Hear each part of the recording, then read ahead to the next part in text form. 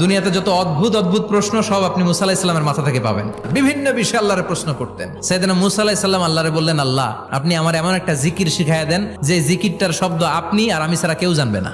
দিনে রাতে সব সময় এই জিকির আমি করব, আপনারে ডাকবো, কিন্তু শর্ত হলো এই জিকিরটা জানবে শুধু আপনি আর জানবো শুধু আমি। আল্লাহ বললেন, মুসা পড়ো লা ইলাহা ইল্লাল্লাহ।